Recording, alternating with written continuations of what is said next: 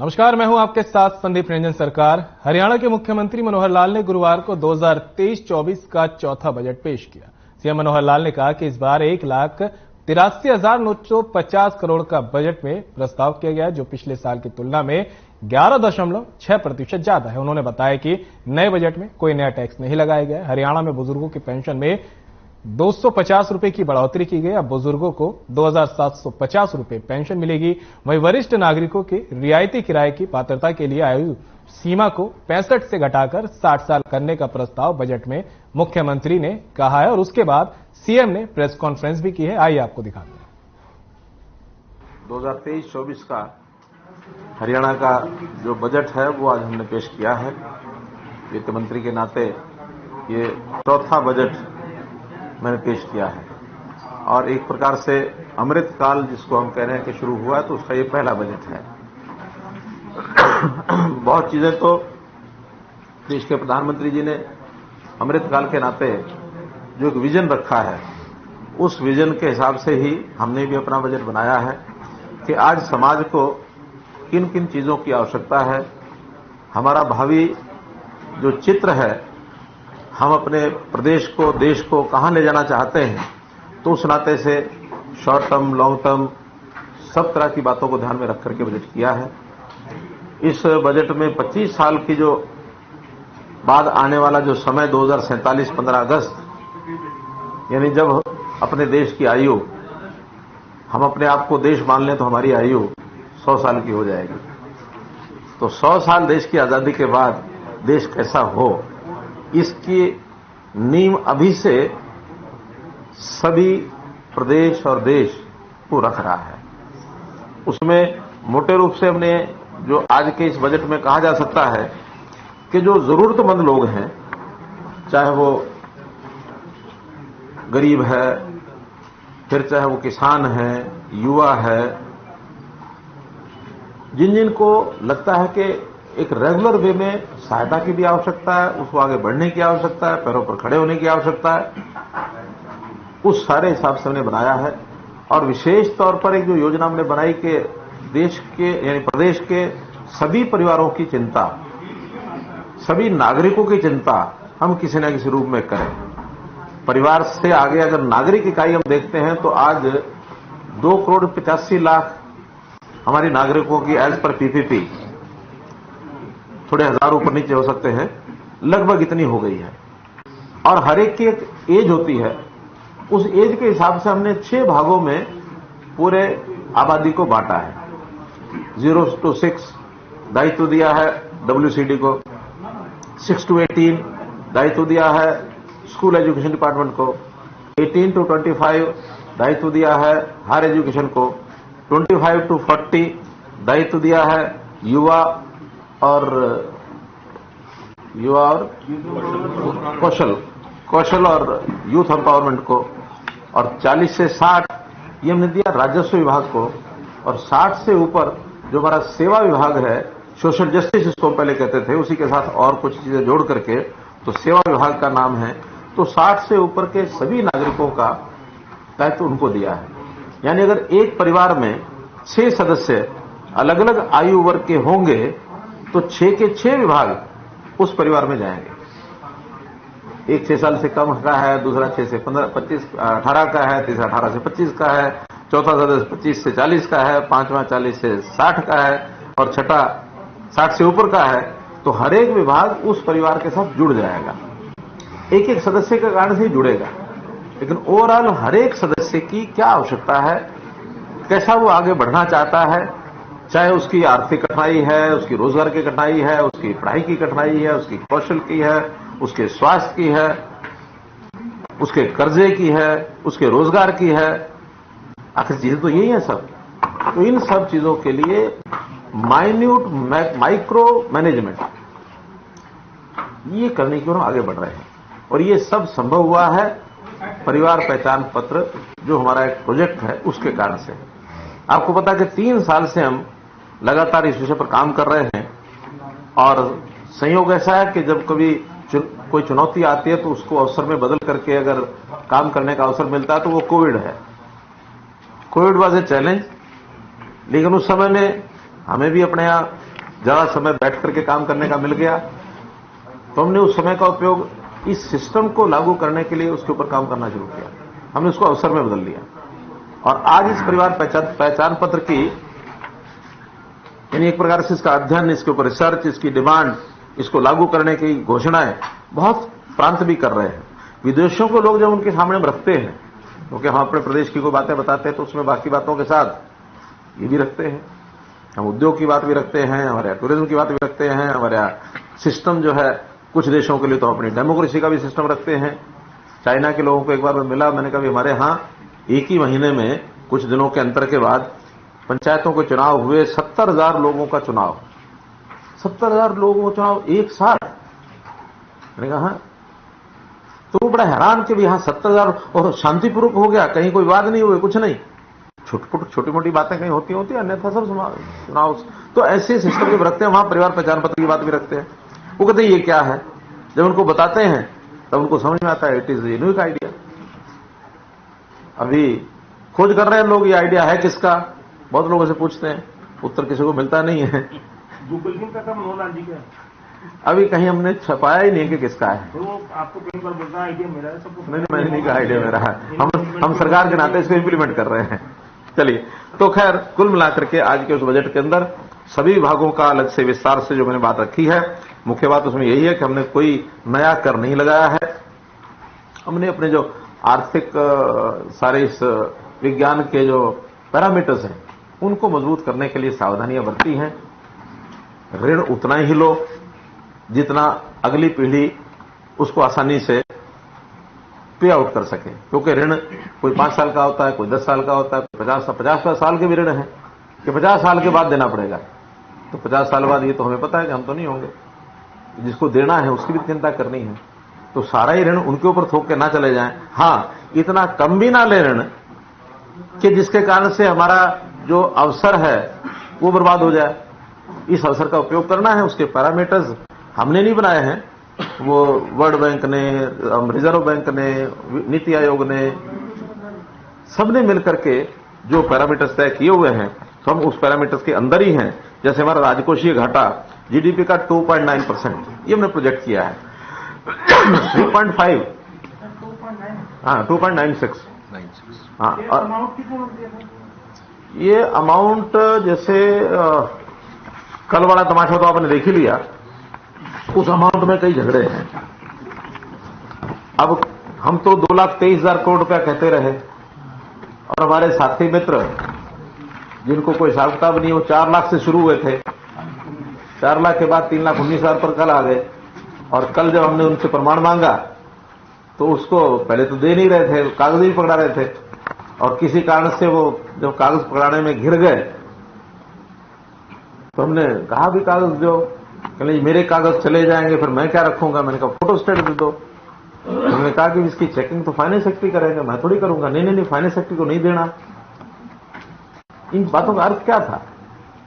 फिर finance secretary ही तो मेरे सारे सिस्टम को तैयार करते हैं, और क्या ठीक है क्या गलत तो फाइनेंस सेक्रेटरी बताएंगे, मेरे पास इसका सिस्टम थोड़ी है। अब उस पर अड़ गए, नहीं उनको नहीं देना है। और कुल मिलाकर के निकला क्या है उसमें मैं आपको बताता हूं। मैं आज उसका जवाब देने के लिए 14-15 का जो बजट है वो भी लेके आया हूं। 14-15 का बजट लेके आया हूं मैं, एक दृष्टि, और वही बजट कंपैरिजन जो आज हमारा उसका वो बजट का सार है, बजट 23-24 का सार है। इन दोनों का मैं आपको मुकाबला करके बताता हूं। 23-24 में हमने 14-15 का जो बजट है उसका जो सार हमने लिखा हुआ है, पेज 13 ये है। हमने 14-15 का उनका बजट जो था, डेट था, स्टेट डेट लायबिलिटी 70,931 करोड़ वो उसमें दर्शाया हुआ है। और उन्होंने इस बजट में जो दिखाया हुआ है 13-14 का 70,369 करोड़ दिखाया हुआ है। अब 70,931, 70,369, अंतर 600 करोड़ का है। अभी 600 करोड़ का अंतर कैसे आया है? देखिए, एक होता है कि इंटरनल डेट, जो इंटरनल डेट होता है उसी की संख्या मोटे रूप से मानी जाती है, और उस इंटरनल डेट के बाद फिर एक संख्या होती है जिसको हम कहते हैं कि लोन्स एंड एडवांसेस, वो इसमें 13,000 करोड़। लेकिन एक 13,000 करोड़ में एक लोन ऐसा है जो जीएसटी जब कम होने लग गया था, सेंटर के पास कलेक्शन कम हुई, 14% उन्होंने वापस देना ही था, तो उसमें गैप आ गया। और गैप आने में जीएसटी काउंसिल से बात करके उनका के 2 रास्ते बताए थे, तो उसमें से एक रास्ता चुनना था। एक रास्ता ये चुना गया उसमें कि डेट केंद्र सरकार लेगी, लेकिन चूंकि देना है हमने स्टेट गवर्नमेंट्स को, दिखाएंगे स्टेट गवर्नमेंट के नाम, कितना कम पड़ गया स्टेट गवर्नमेंट के नाम वो दिखा देंगे। अल्टीमेटली भरना उस डेट को है सेंट्रल गवर्नमेंट ने। तो वो किताबों में 11,000 करोड़ रुपया वो दिखाया गया है जो हमारा डेट नहीं है। तो उस 13,000 में से 11,000 निकाल देते हैं तो ये 2,27,000 करोड़ बनता है। 2,26 इसमें लिखा हुआ है, 2,27 या 2,28 ऐसा कुछ बनेगा। तो ये 2,28,000 करोड़ है। ये फिगर जो हमने दिखाई हुई है आज हमारे इस डाटा में, सेम है सर, 2021-22 2,27,697, जो उसी डाटा में जो 70,931 उनका है, हमारा भी आज 2021-22 में 2,27,697 करोड़ दिखाया हुआ है वही। और वो ये कहते हैं कि हाँ वो 13,000 क्यों नहीं दिखाया। अब कहते 13,000 डेट हमारा है नहीं, देना वो सेंट्रल गवर्नमेंट ने, उसकी एक एंट्री मात्र है और वो सहमति से बनी है। वो जैसे ही पे करेगा तो हमारे कम होती चली जाएगी। वो हमारे नाम पे लिया है। वो हमारे नाम पर एक नहीं लोन सेंट्रल गवर्नमेंट का है, लिया गया हमारे नाम पर है। तो 11,000 करोड़ का वो अंतर है। उस नाते से 2,27,000, और इसमें भी जो उन्होंने रिपोर्ट दी है वो उसके अंदर 2,26,000 ये जो कैट की बात करते हैं और 13,000 करोड़ का अन्य, ये सारा उसमें। अब ये स्मॉल सेविंग्स और प्रोविडेंट फंड ये कोई लोन नहीं होता है, ये खाते में जमा रहता है, जब देना होता तब देते हैं। यानी हमने किसी को देना है तब जुड़ जाता, नहीं देना, क्योंकि बहुत सी चीजें अकाउंट्स में आती नहीं है। जैसे उदाहरण के लिए इक्विटीज है, इक्विटीज हमारे कितने ही पीएसयूज में इक्विटीज है। इक्विटी एचएसबीपी में भी है, सरकार की इक्विटी पावर डिपार्टमेंट में भी है, सरकार की इक्विटी एचएसएडीसी में भी है, हमारी इक्विटी हैफेड में भी है। अब सारी इक्विटी जहां घाटे होते रहते हैं इक्विटी खत्म होती रहती है, जहां प्रॉफिट में आते हैं वो इक्विटी आरओई करके रिटर्न ऑन इक्विटी वो सरकार को वापस देते हैं। इस बार शायद 350 करोड़ रुपया पावर डिपार्टमेंट में प्रॉफिट में आने के बाद हमको वापस देने का ऑफर किया है।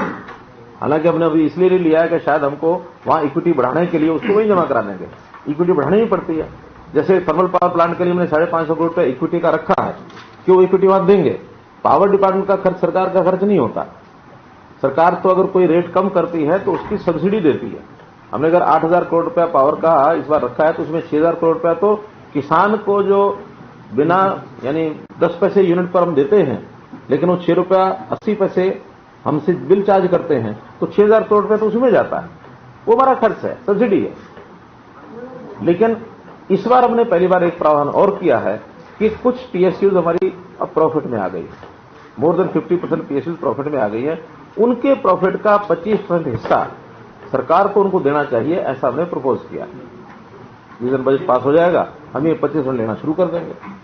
इस बार भी एचएसबीपी का प्रॉफिट 2,000 करोड़ रुपया है, तो 2,000 करोड़ रुपये में 500 करोड़ रुपया आएगा। पहले कभी आज तक लिया नहीं, जो पीएसयू में गया समझो गया। पीएफ वाला कितना अमाउंट है इसमें जो प्लस हो रहा है इसके साथ, तो पीएफ वाला भी 17-18,000 करोड़ है। हाँ 18,394। तो अब इसमें कुछ एसेट्स, कुछ लायबिलिटीज, तो कुछ एसेट्स भी होते हैं।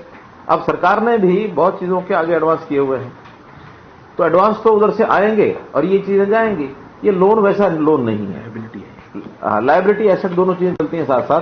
तो इस प्रकार से इसके अंदर अब वो क्या कहते हैं, मतलब मेरे से तो बात नहीं हुई, लेकिन बाहर उन्होंने जो चर्चा की है, आपसे भी पता नहीं आज होगी कि नहीं उनकी चर्चा, आज करेंगे, इस बैठक के बाद करेंगे, तो जरूर कहेंगे कि अगले साल देखना 5 लाख करोड़ हो जाएगा, अगले साल क्या हो जाएगा। और फिर इसमें बड़ी बात यह है कि हमारा जो जीडीपी एचजीडीपी ये बढ़ रहा है लगातार। उनके समय तो 3-3.5 लाख करोड़ रुपए ही था, अब हमारा 9 लाख करोड़ टच कर गया। कितना अभी 10 के करीब 994 की अनुमान है। तो जब 994 10 लाख हो गया, 23-24 का हमारा जो बीई है, बजट एस्टीमेट है, जो आज हमने पेश किया है, वो हमने 2,85,000 करोड़ रुपए का किया है। 2 लाख नहीं, बजट नहीं, जो डेट 2,85,000, हाँ, 285 किया है। और ये जीडीपी की जो परसेंटेज है, ये है 25.45। एक समय ऐसा भी था, ये हमारे यहां भी 27.69 गई थी, लेकिन अब उसमें कमी आ गई है। फिस्कल डेफिसिट जो है, जो 22-23 का 3% से ऊपर पहुंचा है, लेकिन अब फिर जो बजट अनुमान हमारा 2.96 पर है।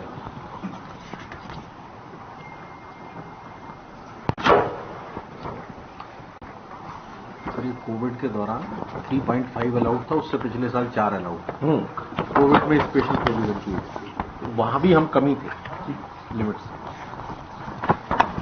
तो इसलिए हमारे यहां जो भी ये सारा इनको दे रहे हैं ना, हाँ, तो इसमें सारे आंकड़े हम सब देख सकते हैं, कहीं भी किसी प्रकार का अलार्मिंग मामला नहीं है।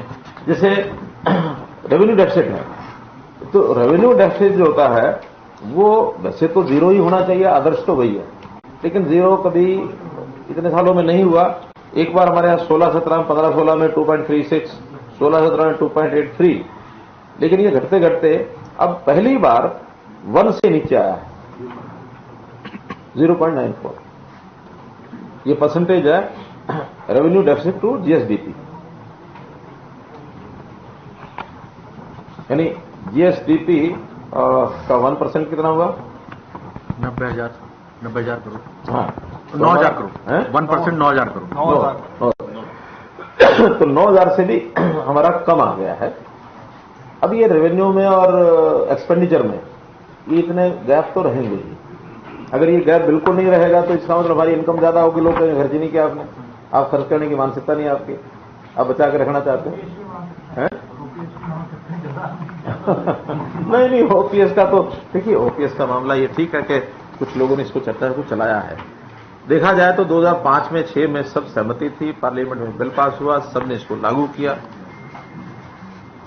आज केवल वोट की राजनीति के कारण से चीजें चल पड़ी हैं। कुछ स्टेट्स ने, देखिए गलती किससे हुई किससे नहीं हुई, लेकिन हमारा कहना है कि उस समय उन्होंने ठीक किया है, मैं उनको श्रेय देता हूं इस बात का।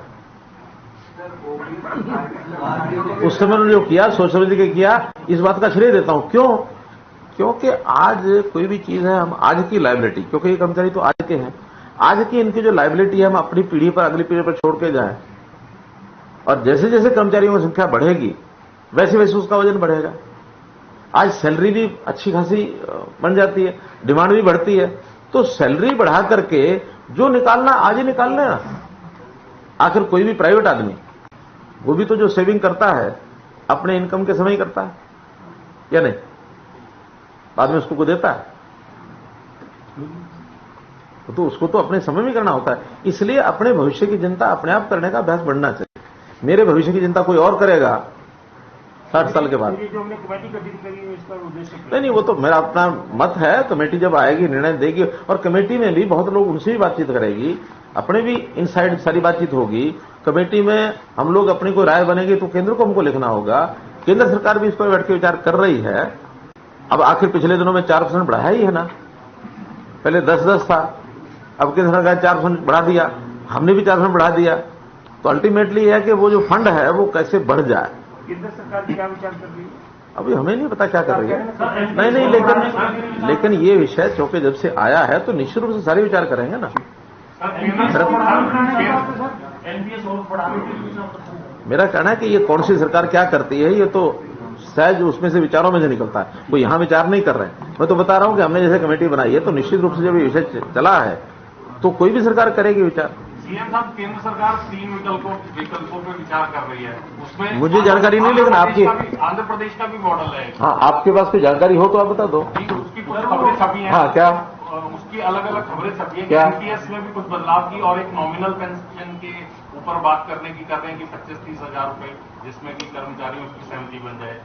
या एक आंध्र प्रदेश का मॉडल है जो कि उसके ऊपर भी विचार कर रहे हैं, ये इस तरह की खबरें छपी हैं। वो यानी जैसे खबरें छपी हैं उसमें नए आइडिया आते रहते हैं। और मैं तो कहता हूँ कि आपके पास कोई अच्छा नया आइडिया हो जिसमें भविष्य भी सुरक्षित रहे, आज भी सब कर्मचारियों का काम अच्छा चल जाए, तो आप दीजिए हमको सुझाव। ये ओपन फॉर्म होता है। केवल सरकार में ही सोचना ऐसा नहीं है, इवन अच्छे अच्छे कर्मचारियों के जो मत हैं वो भी हमारे पास आ ही रहे हैं, ऐसा नहीं कि नहीं आ रहे हैं। सर, इस डेट का जो मामला है, डेट का इशू आप एलैबोरेट कर रहे हैं, साधारण सा मेरा सिंपल सा जो है लेवल पॉइंट ऑफ व्यू से मेरा प्रश्न है, आपके डाटा के मुताबिक as per the budget at exams figures of which you have shared with us, the debt was 71,000 crore in 2014-15 में। अब जो है नेक्स्ट प्रोजेक्शन जो आपने दी है अगले साल के लिए, मतलब नेक्स्ट ईयर जो है, when you will be completing 10 years in power, the debt will rise to 2.85 lakh crore. Why do you think, sir, that this is not an alarming situation? नहीं है, And इसलिए even if, as you have pointed out in the budget, that all the debt is well within the parameters set by the central government. My question is, I am asking this keeping in view the fact that the Chief Minister is known for austerity and you are known for spending very carefully. In spite of that, the debt has ballooned to such an extent. मैं बता रहा हूं ना, हम उसकी योजना बनाते हैं कि खर्च ज्यादा कहां करना है, कहां नहीं करना, जहां करना वहां करना है। अब जितना हम कर रहे हैं उसके मैं दो ज्यादा उदाहरण हो सकते हैं, लेकिन दो देता हूं। हम अपने ओल्ड एज पेंशन आज हमने 2750 की है, क्या किसी प्रदेश में है? 3 लाख की कर दी है वो उसके डेट का उसका जो वो भी 3 लाख कर दिया, उसका ज्यादा अंतर इसलिए नहीं पड़ेगा कि जो पहले भी ले रहे हैं उसमें अधिकांश लोग ऐसे हैं जो 3 लाख में ले ही रहे हैं। सर आपका बीबी तो नहीं कह रहा 3 लाख? नहीं, पहले इनके समय में इन्होंने 2 लाख की लिमिट की थी 2012 में, हमने वो ऑफिशियली नहीं बढ़ाई थी। हमारी चेकिंग जो है उसमें 3 लाख तक भी लोग ले रहे हैं, हमने उसको काटा नहीं है, इसलिए कोई बहुत बढ़ जाएंगे ऐसा नहीं। लेकिन 2500 से 27.5 तो हो गया। कोई प्रदेश ऐसा नहीं है जो इतने बड़े पैसे ओल्ड एज पेंशन में देता हो। इसी प्रकार इससे कितना बोझ कितना पड़ेगा साल में ये जो कोई 700 करोड़ के आसपास। 700 करोड़। इसी प्रकार अब हमारे यहाँ प्रोडक्शन और हमारे यहाँ जो व्यवसाय और वो जिस नाते से आगे बढ़ रहा है उसका एक द्योतक होता है, वो होता है जीएसटी कलेक्शन। जीएसटी कलेक्शन देश में बड़े राज्यों में we are eight number 1 per capita, तो पर कैपिटा ही होगा ना, बड़ी स्टेट में ज्यादा होगा, छोटी में कम होगा, तो स्टेट के हिसाब से पर कैपिटा हमारे से ऊपर 2 छोटी छोटी स्टेट्स हैं। Number 1 is Sikkim, number 2 is Goa और नंबर 3 इज नहीं हरियाणा।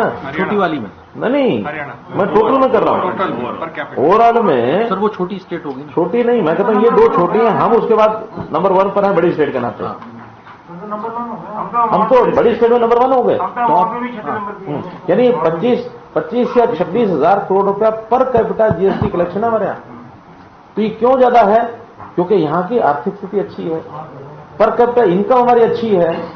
हम हरियाणा में एक अच्छे स्टेट के नाते उभर रहे हैं। वो तब उभर रहे हैं जब हम खर्च ज्यादा करते हैं। खर्च तब करते हैं जब उसका अवसर मिलता है। अवसर तब मिलता है जब जीएसटी भी ज्यादा होती है। उस समय जब ये 71,000 करोड़ की बात करते हैं, उस समय जीएसटी 3 लाख करोड़ था, आज जीएसटी 10 लाख करोड़ हो गया। तो जीएसडीपी बोलते हैं, हाँ सर, जीएसडीपी के ऊपर डिपेंड करता है सब कुछ। और जीएसडीपी उसी प्रदेश की ज्यादा बढ़ेगी जहां गतिविधियां ज्यादा होंगी, जहां लोगों की इनकम ज्यादा होगी, जहां लोगों की परचेजिंग कैपेसिटी ज्यादा बढ़ेगी, इनकम ज्यादा होगी, डेवलपमेंट ज्यादा होगी, इंडस्ट्री ज्यादा होगी। तो इस नाते से कल को हो सकता है हम इसको और कई मायने में पार कर जाए, तो हम उसका केवल एक लोन के कारण से विषय नहीं होता। लोन इज वन एक फैक्टर है जिसको हमें ध्यान करना, और वो लोन का ध्यान नहीं रखना, वो लिमिट का ध्यान रखना। सर मेरा एक सवाल है, इसको इसके साथ लिंकर से आज के दिन हम 25-45 पे, ये फिगर 5-6 में 24-12 थी। ये नहीं वो कंप्लीट तो हो गया क्योंकि सब सुन चुके हैं, अब तो सवालों का ही विषय है। सीएम साहब एक मेरा सवाल है, पिछले साल आपका रेवेन्यू डेफिसिट 9773 करोड़ था, जो बजट एस्टीमेट्स में दिख रहा है।